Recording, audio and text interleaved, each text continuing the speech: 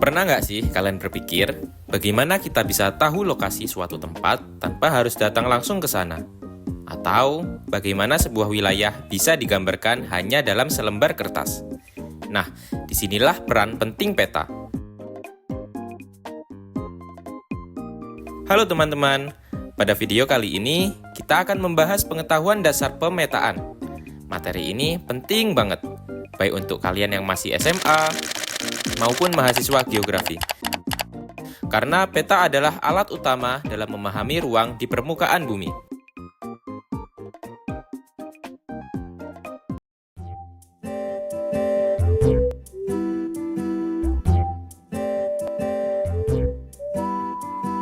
Secara sederhana, peta adalah representasi atau gambaran permukaan bumi yang diperkecil ke dalam bidang datar menggunakan skala tertentu.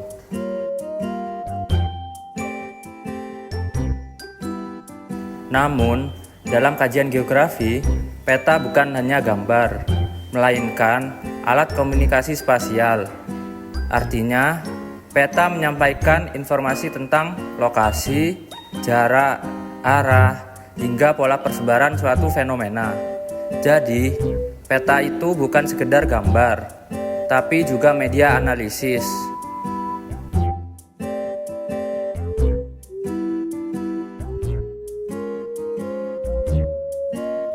Peta memiliki beberapa fungsi utama.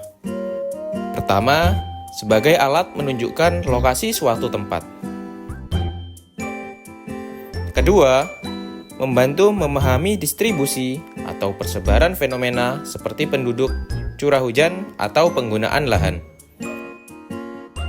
Ketiga, sebagai alat analisis, misalnya untuk perencanaan wilayah, mitigasi bencana, hingga pembangunan. Dan keempat, sebagai alat komunikasi informasi geografis kepada orang lain.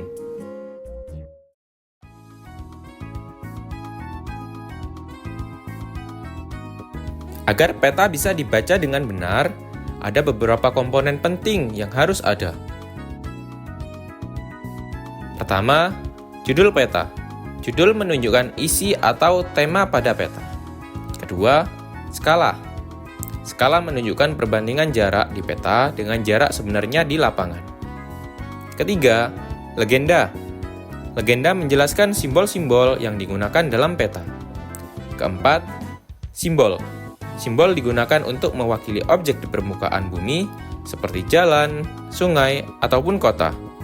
Kelima, orientasi atau arah. Biasanya ditunjukkan dengan arah utara, selatan, barat, hingga timur. Keenam, garis astronomis, yaitu garis lintang dan bujur yang menunjukkan posisi absolut suatu tempat. Dan terakhir yaitu inset, yaitu peta kecil tambahan untuk memperjelas lokasi. Skala peta sangat penting karena berkaitan dengan tingkat ketelitian peta. Ada 3 jenis skala. Pertama, skala angka.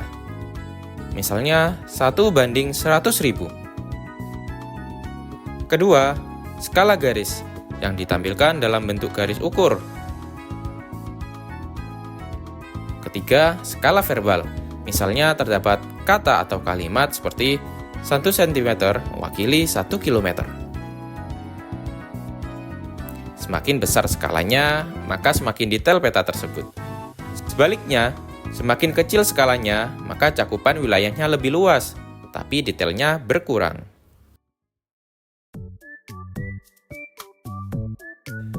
Jenis-jenis peta. Peta juga memiliki berbagai jenis berdasarkan isinya.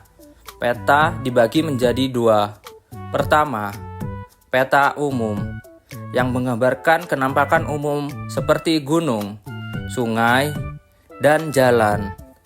Kedua, peta tematik yang menampilkan tema tertentu seperti peta kepadatan penduduk atau peta curah hujan. Berdasarkan skalanya, ada peta skala besar, menengah, dan kecil. Pemilihan jenis peta ini sangat tergantung pada tujuan penggunaannya. Prinsip pemetaan. Dalam pemetaan, ada beberapa prinsip penting. Pertama, generalisasi, yaitu penyederhanaan objek di permukaan bumi. Kedua, seleksi, yaitu memilih informasi apa saja yang akan ditampilkan. Ketiga, simbolisasi, yaitu bagaimana objek direpresentasikan dalam bentuk simbol. Dan yang keempat, klasifikasi, yaitu pengelompokan data agar lebih mudah dipahami. Prinsip-prinsip ini penting agar peta tetap informatif dan tidak membingungkan.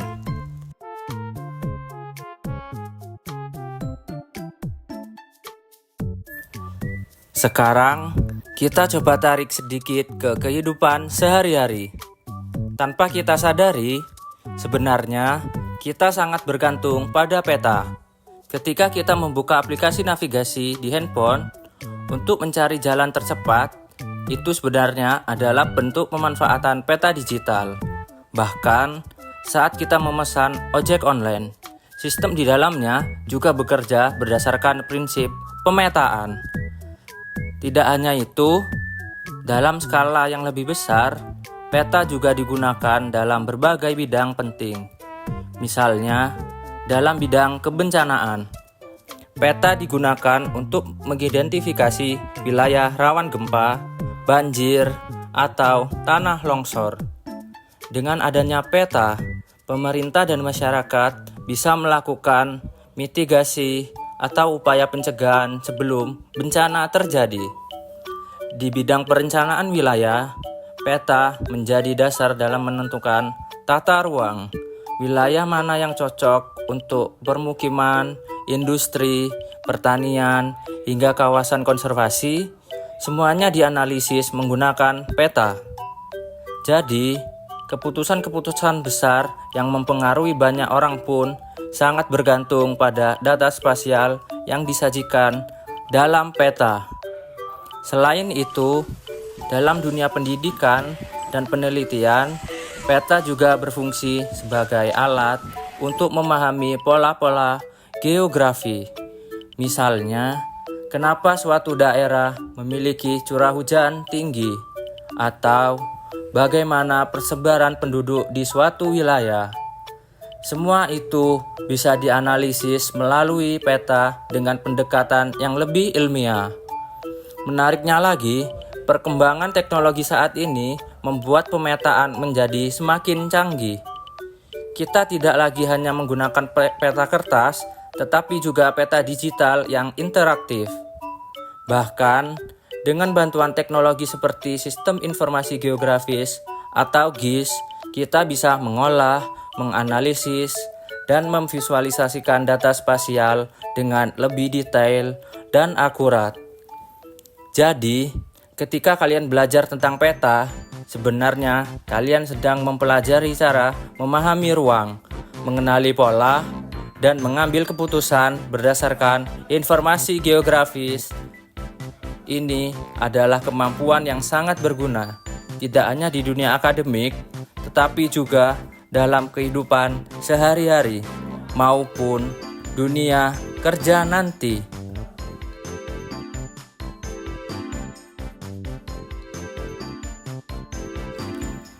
Dari pembahasan tadi, kita bisa melihat bahwa peta bukan hanya alat bantu, tetapi juga alat analisis yang sangat penting dalam geografi. Dengan memahami dasar-dasar pemetaan, kita bisa membaca, memahami, bahkan membuat peta secara lebih kritis.